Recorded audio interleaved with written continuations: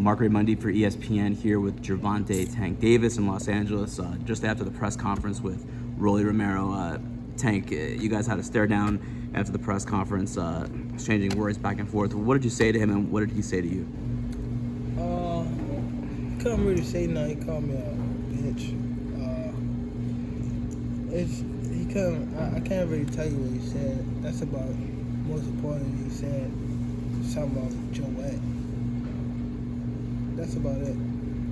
Where does this, I know you didn't want to call it a beef, but there is some bad blood, it seems like. Where did that stem from? Where does this come from? I really don't know. I couldn't even tell you, but we were supposed to spar one time. That's about it that I can remember. And then I seen him at a fight.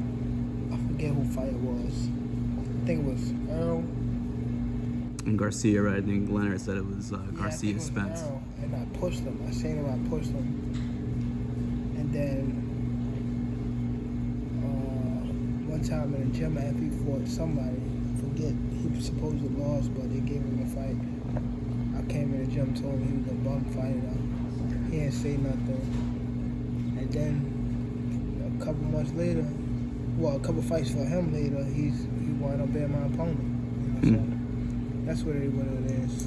He told that story about the sparring day that he said you didn't show up. Was that true? It's not true. I just proved to them that it's not true. He DM me all the time that I don't pay attention to. He DMs you? Yeah, he DM me all the time. Trash. God, trash. What does he say? That's random stuff. Something about what he last time he did. It's something he posted, like, I forget. It's something he posted. I don't pay attention to it though. I open it and then leave right out the message. I can't really tell you what he said. So he's kind of being like the antagonist, basically. Yeah, he just trying to get in my head, but he's not doing good at it. And I mean, do you like the idea of fighting him because of this, possibly? I mean, that's really all this. If you look at it, it's really he don't have nothing. What he brings to the table. What does the fight do for you? Just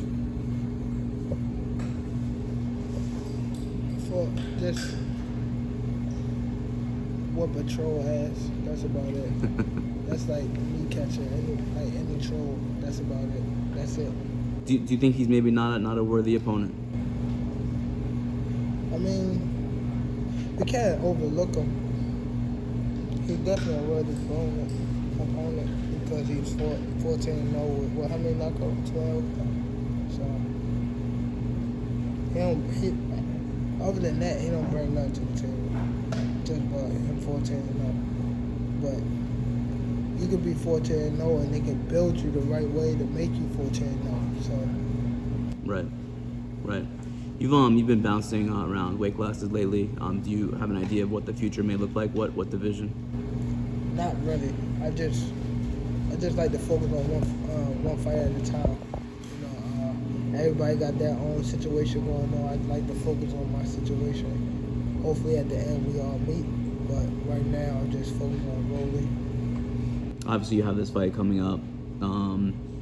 What would a perfect 2022 be like for Tank Davis, would you say? What would like an ideal next year look like for you? I can't even tell you. I'm just trying to expand, just not as a fighter. I want to be more like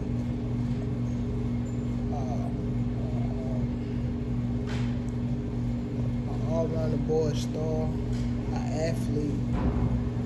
Just building myself as one of them big, the top guys, not just in the sport, but outside the sport too. That's really what I'm trying to do. Trying to build myself as a people champ. It's actually one of the things that I wanted to ask you about, because it feels like, right at these last few fights, you're right on the cusp of making that leap, right, to superstardom. Is this the fight that does it? Is it a fight that next year does it? Where do you think you are, and then what do you need to do to get to that level? I mean, every fight is a step closer than I was, So I don't know. I can't say this fight does it or the next fight does it. I just want to keep progressing as I go. As I keep walking forward, I want to progress each and every day. Right, right. Would you say Floyd has been your biggest influence in boxing? Or maybe something else has been your biggest influence in boxing? I mean, that's the great spirit. Like, actually, like, I have a friend that, you know, that I don't want to say his name, but I have a friend that always compared me to the greats. Like, he always compared me to like a Mike Tyson, a Floyd, you know, just all the people. But and then I be thinking like, damn, like this he compared me to all these guys. So it just make me grind harder, so I can be able to, you know, push myself to see if I can be the next, you know, not the next them, but, you know, have my own legacy, have a big, you know, impact on the sport. You know, I have a lot of influence on the sport already, but as far as just more than influence, I want to do more. I have a big impact on. Floyd was able to combine, you know, greatness in the ring, being maybe the best boxer of all time in the ring, but also the best businessman, the biggest star outside of the ring. That combination. I mean, there are very few like Floyd that have existed in boxing. But has he given you advice like how do you get to that level? How do you get to that, you know, that kind of rarefied air of superstar, not just in the ring but also outside of it? He definitely gave me that. He gave me, you know, advice, you know, coming up, and, you know, right now it's just, you know, him traveling a lot, things like that. So we don't really talk as much. And when I'm in training camp, he let me, you know, do me, you know. So he definitely give me, you know, pointers and things like that. He's always there, you know, whenever I need him and stuff like that. But just, you know, doing my own thing right now in training camp, and, you know, we'll you know, spend more time when his time is right, but my main focus is Rolly. He said at the press conference, Floyd, that you know, he feels like you have a chance to surpass him. What does that mean to you? It means a lot, but I really don't try to feed into it, because I don't wanna, you know, make a mistake. If I keep thinking like that, you know, I wanna always think that I'm gonna come up. I'm always gonna come up. I don't never wanna think like I can surpass him. Right. You know, because if I start thinking like that, I'm losing sight of what I'm really trying to do. You know, and that's how people get big-headed. You know, that's how people try. Somebody like that, like somebody like in my position, probably trying against him. Somebody like Floyd, because of what he's saying, and, you know, saying that I could be the next bigger than him, and you start thinking like I can, you know, so you start having egos and things like that. So I always look at it like I'm always gonna come up. You know, I like to stay level-headed. You know, I'm never up and never too down and stuff. I like to stay like right there. For sure. Just last couple questions, man. You know, Rolly said, you know, he's gonna knock you out in the first round. I mean, what are your thoughts on those statements that he's making? I mean, he gotta prove it. You know, at the end of the day, he gotta prove everything he said. You know, he's talking. He always talking, but you always gotta prove it at the end of the day. Like when Kobe or LeBron or Michael Jordan and them, you know, they always had to back up what they was talking about. You know, it's never, or Floyd. They always gotta back up what they talking about. You know, no matter what, you gotta pit both of them together. Your talking gotta match your actions. And December 5th is his test.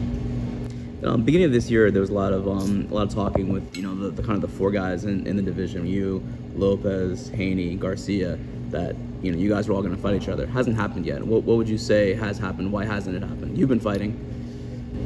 I can't really say why it happened, because I'm not really. I'm not. I want to say not. Just says. Right now, I let them do the business side as far as Mayweather promotion. I can't really say why it's not happening. If I was to say something like that, I would be completely wrong, because I don't know what's going on. You know, so I let them do that job, and if it's meant, it's meant. You know, like what Crawford and Sean Porter. Mm-hmm. what I mean? So it'll get to a point where we fight, but it's just like win. Right. So my main goal is just to beat whoever they put in front of me. So when it's time to fight somebody like out of the 4 kings or out of the 3 kings, then that's what it is. But as far as right now, I gotta beat whoever they put in front of me. For sure. Last thing, I'm gonna put you on the spot. What's the biggest problem in boxing right now? Biggest problem in boxing? Biggest problem in boxing.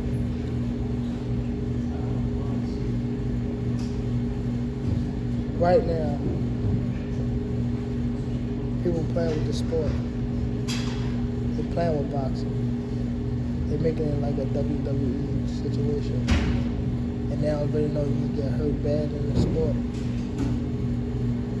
That's what I think the biggest problem is. We can't jump up and go to the NFL or the NBA and play in there. So why would they think it's cool to play in our sport?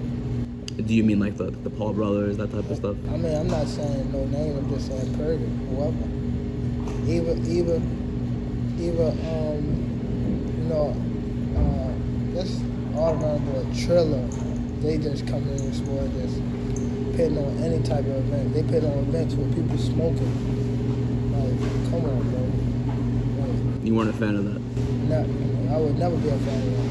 You can't commentate or whatever or promote or something and be smoking. You know, we don't do that. It's not a playground. You know what I mean? That's about it. But other than that, making fights happen. What do you think of Evander Holyfield and Vitor Belfort? Were you not a fan of that? Who? Evander Holyfield when he fought Vitor Belfort for Triller?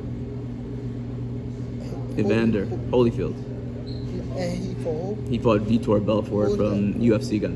I mean, see that, I don't think that, because the guy is in a combat sport. So Right. I don't think that's bad. You mean like the influencers and like, right? Yeah, just even coming in, just keep it professional. Don't make this sport, because we eat off of it. This our livelihood. So let's don't come down and drag our sport like that. You know what I mean? Let's keep it classy, like a bet. You know what I mean? So, but as far as the Holyfield, they both of them in the combat sport. So that's rare. Floyd just did that, you know, McGregor. You know, so Right. I don't think that's bad. I think that's good for the sport that they can, you know, Right. come over. You mean like the TikTokers and the yeah, YouTube stuff guys? like that. Yeah. Rappers and stuff. It's not no game. Right. You know what I mean? That's all. It hurts the sport, you think? Definitely, because it's making it a joke. Anybody can come in. There's no way somebody should just walk up and they don't have no fights, making $200 million, and you got people that's been training since they were 6, and they ain't even making half of that. Right. You feel me? We can't do that in any other sport. Why should they do it in ours? Right. But it is what it is. Thanks for watching ESPN on YouTube. For live streaming sports and premium content, subscribe to ESPN+.